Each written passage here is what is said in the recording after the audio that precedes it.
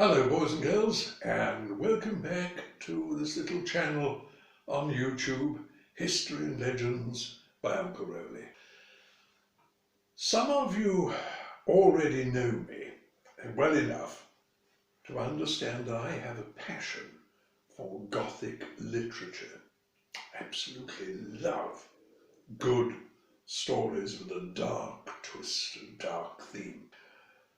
Today, I want to kick off by doing something which has been a special request from a very dear friend of mine who lives in Sacramento in California.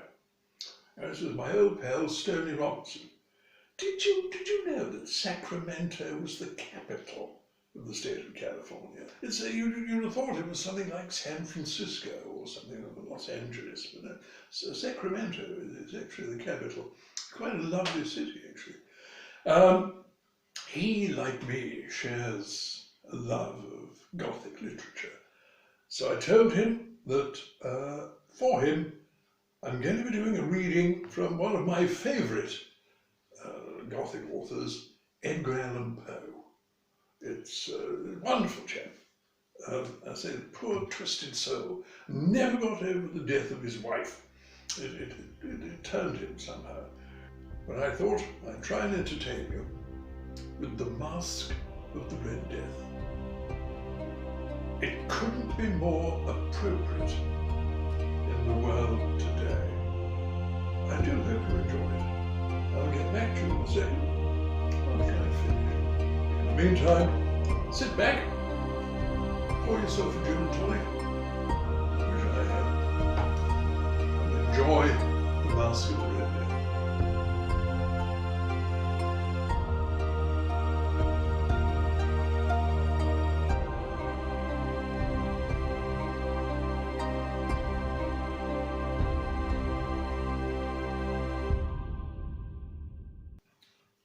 The Red Death had long devastated the country.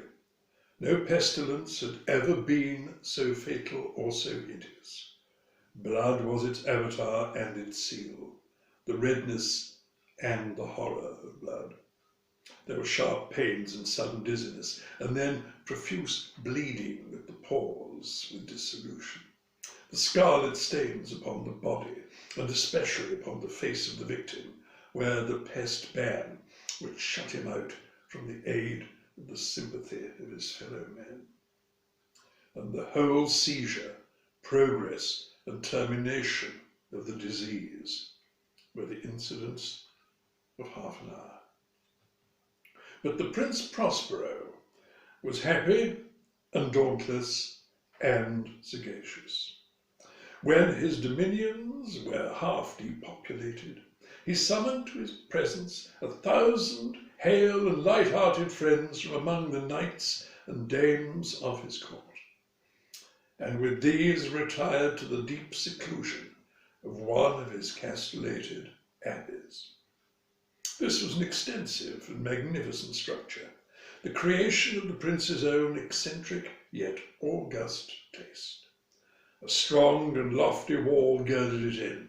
This wall had gates of iron. The courtiers, having entered, brought furnaces and massy hammers and welded the bolts. They resolved to leave means neither of ingress nor egress to the sudden impulses of despair or of frenzy from within. The abbey was amply provisioned. With such precautions, the courtiers might bid defiance to contagion. The external world could take care of itself. In the meantime, it was folly to grieve or to think. The prince had provided all the appliances of pleasure. There were buffoons, there were improvisatori, there were ballet dancers, there were musicians, there was beauty, there was wine. All these and security were within. Without was the Red Death.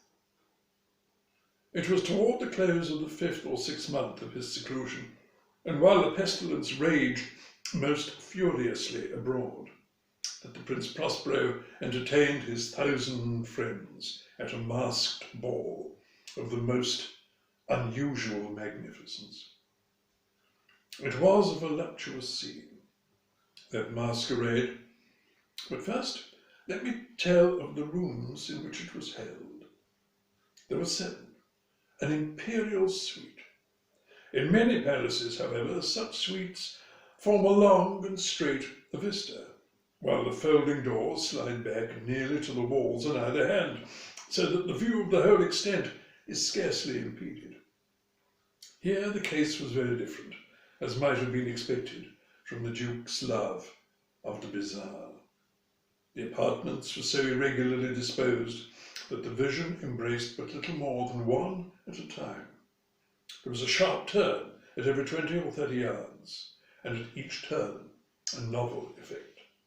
To the right and left, in the middle of each wall, a tall and narrow Gothic window looked out upon a closed corridor which pursued the windings of the suite. These windows are of stained glass, whose colour varied in accordance with the prevailing hue of the decorations of the chamber into which it opened. That at the eastern extremity was hung, for example, in blue, and vividly blue were its windows. The second chamber was purple in its ornaments and tapestries, and here the panes were purple. The third was green throughout, and so were the casements. The fourth was furnished and lighted with orange, the fifth with white, the sixth with violet. The 7th apartment was closely shrouded in black velvet tapestries that hung all over the ceiling and down the walls, falling in heavy folds upon a carpet of the same material and hue.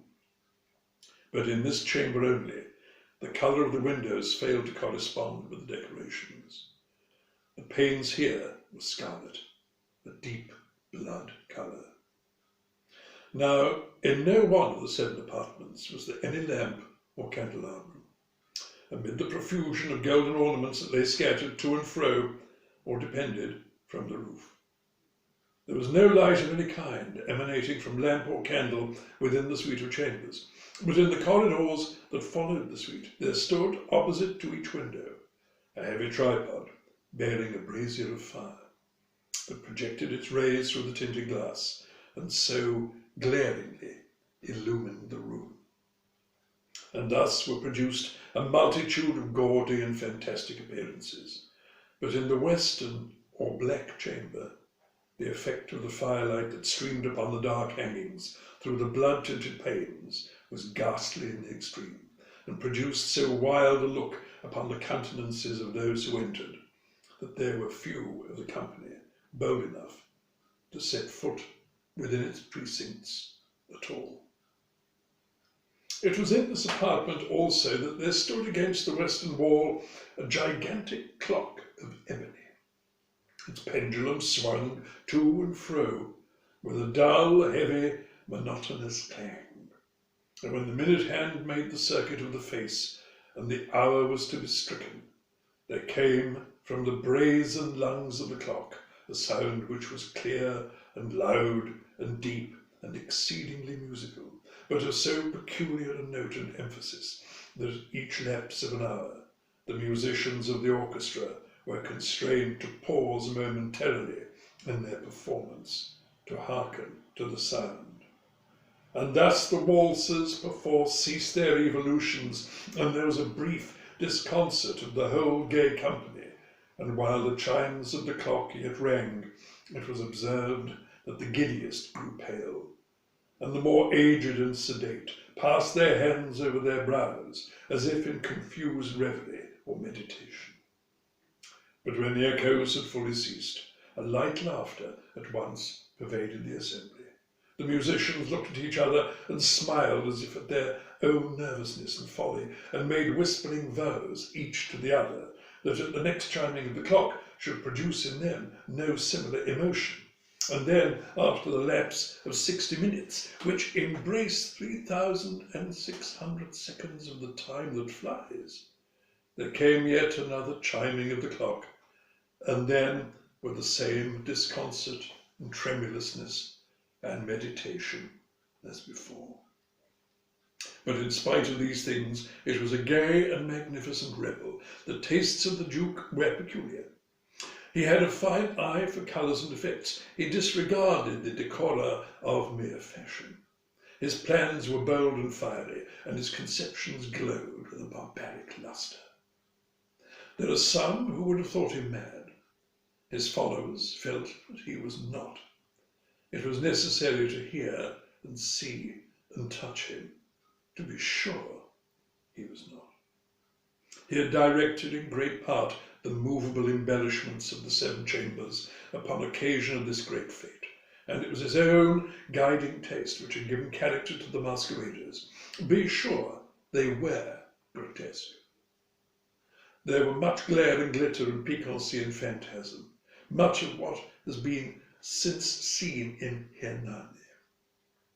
There were arabesque figures with unsuited limbs and appointments. There were delirious fancies, such as the madman fashions. There were much of the beautiful, much of the wanton, much of the bizarre, something of the terrible, and not a little of that which might have excited disgust. To and fro in the seven chambers there stalked, in fact, a multitude of dreams, and these, the dreams, writhed in and about, taking hue from the rooms and causing the wild music of the orchestra to seem as the echo of their steps. And anon there strikes the ebony clock which stands in the hall of the velvet, and then for a moment all is still, and all is silent save the voice of the clock.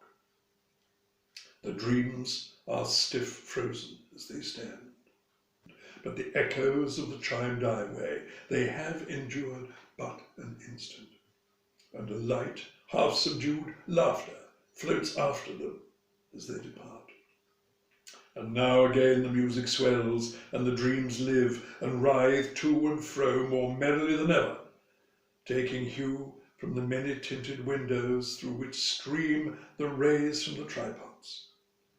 But to the chamber which lies most westwardly of the seven, there are now none of the maskers who venture, for night is waning away, and there flows a ruddier light through the blood-coloured panes, and the blackness of the sable drapery appalls, and to him whose foot falls upon the sable carpet there comes from the near clock of ebony a muffled peal, more solemnly emphatic than any which reaches their ears, who indulge in the more remote gaieties of the other apartments. But these other apartments were densely crowded, and in them beat feverishly the heart of life, and the revel went whirlingly on, until at length there commenced the sounding of midnight upon the clock, and then the music ceased, as I have told, and the evolutions of the waltzers were quieted. And there was an uneasy cessation of all things as before. But now there were 12 strokes to be sounded by the bell of the clock. And thus it happened.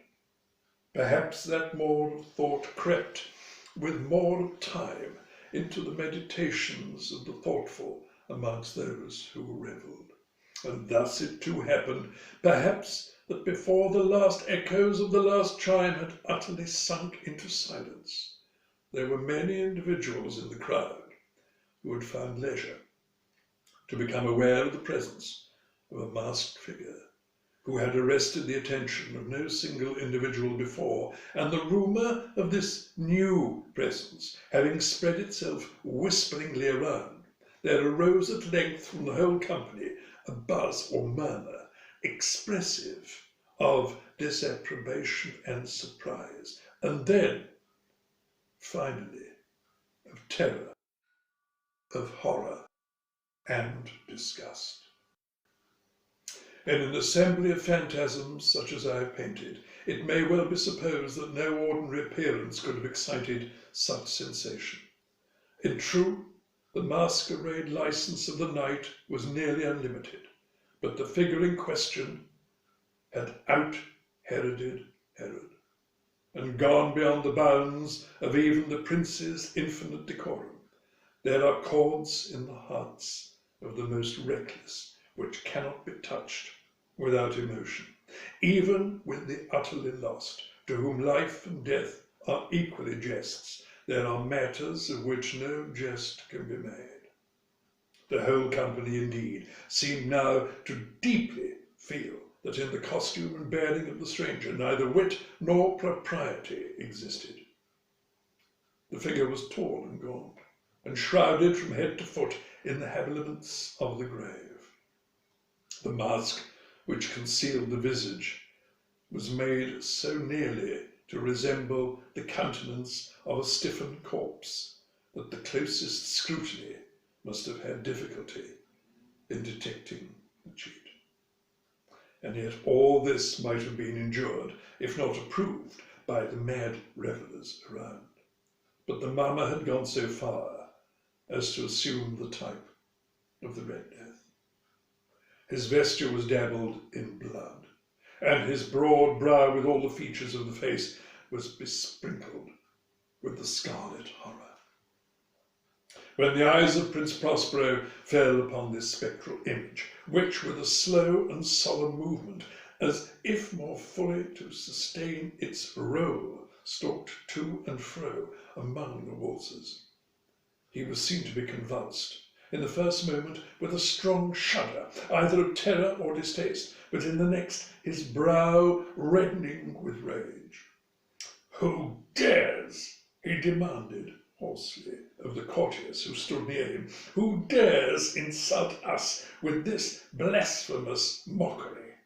Seize him and unmask him, that we may know whom we have to hang at sunrise from the battlements." It was in the eastern or blue chamber in which stood the Prince Prospero as he uttered these words. They rang throughout the 7 rooms loudly and clearly, for the prince was a bold and robust man, and the music had become hushed at the waving of his hand. It was in the blue room where stood the prince, with a group of pale courtiers by his side. At first, as he spoke, there was a slight rushing movement of this group in the direction of the intruder, who at the moment was also near at hand.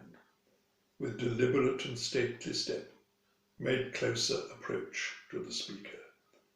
But from a certain nameless awe with which the mad assumptions of the mummer had inspired the whole party, there were found none who put forth hand to seize him, so that unimpeded he passed within a yard of the prince's person, and while the vast assembly, as if with one impulse, shrank from the centres of the rooms to the walls, he made his way uninterruptedly, but with the same solemn and measured step which had distinguished him from the first, through the blue chamber to the purple, through the purple to the green to the orange, through this again to the white, and even thence to the violet, ere a decided movement had been made to arrest him. It was then, however, that the Prince Prospero, maddened with rage and the shame of his own momentary cowardice, rushed hurriedly through the 6 chambers, while none followed him on account of a deadly terror that had seized them all. He bore aloft a drawn dagger and approached in rapid impetuosity to within 3 or 4 feet of the retreating figure, when the latter, having attained the extremity of the velvet apartment, turned suddenly and confronted his pursuer.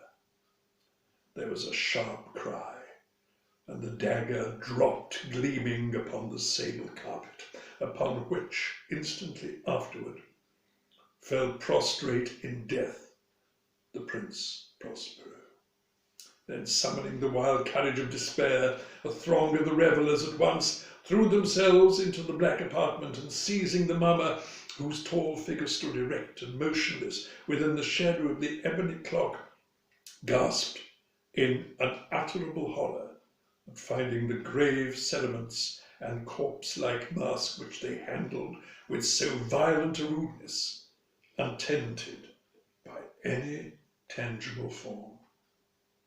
And now was acknowledged the presence of the Red Death. He had come like a thief in the night, and one by one dropped the revellers in the blood-bedewed halls of their revel, and died each in the despairing posture of his fall. And the life of the ebony clock went out with that of the last of the gay. And the flames of the tripods expired, and darkness and decay, and the Red Death held illimitable dominion over all. And while Ben's recovering, we're going to be covering some different subjects. I'm going to be giving you a talk on sacred springs, wells and waterfalls. I'll be giving you a little rundown on some of the legends associated with them, as well as the history of how people saw these healing waters. I'm going to be doing some talks to coincide with the Elfia Fairy Nights, which are being held at Islands Castle. But one of the characters I'm going to include that won't be at the castles is Edgar Allan Poe. I'm going to be telling you something about his life, something about the man himself, as well as finishing off that particular little broadcast with a reading of what I consider to be one of his finest poems, The Raven, which is quite spectacular if you haven't heard it before. Either way, that's something to look forward to. At least I hope it's something to look forward to, otherwise I'm wasting my time.